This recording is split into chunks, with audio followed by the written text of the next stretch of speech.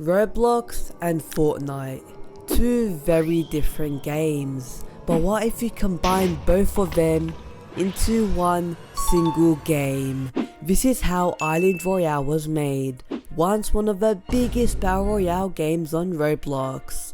Today we'll be looking into the story of Island Royale, how it rose to the top of the Roblox charts with this controversial copy of Fortnite, but also how it is now forgotten, averaging a whopping 0 active players.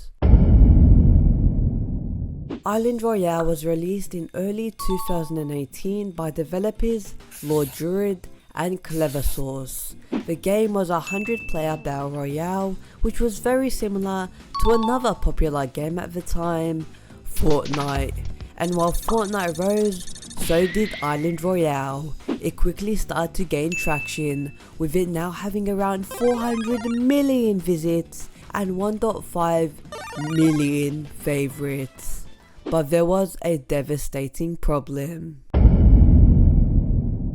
You see, upon release, Island Royale cost 100 Robux to play.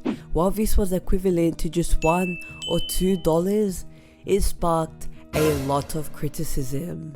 Comments started to go around like, Fortnite is free and this is 100 Robux, what's the point?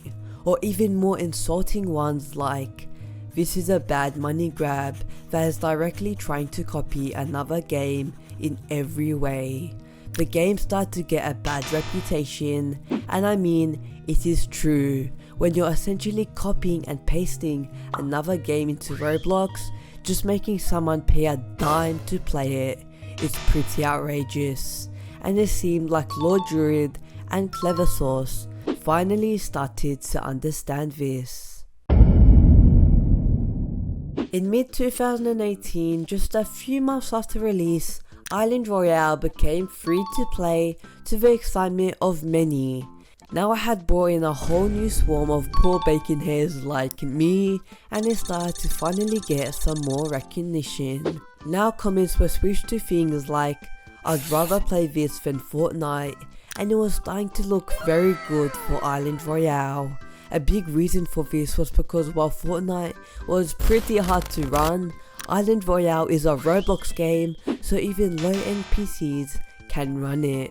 It gave the same gameplay and enjoyment as Fortnite, but it was just more accessible, and the developers were updating the game plenty, so the community kept growing and growing.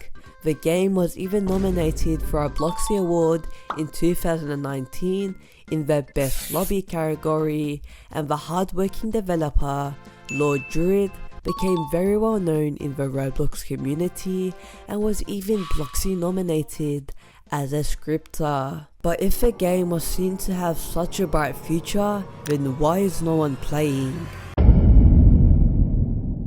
By 2021, just 4 years after release, the game's popularity started to fall. The game started to only average a few hundred active players. Still impressive, but just a fraction of what it was originally getting. It started to get overtaken by other battle royale games on Roblox, who also wanted to use Fortnite's craze, with a big one being Druid.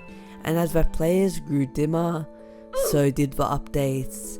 It seemed like the beloved developer, Lord Druid, started to focus on other projects like his game Gladiators, and he didn't want Island Royale to continue taking up his life.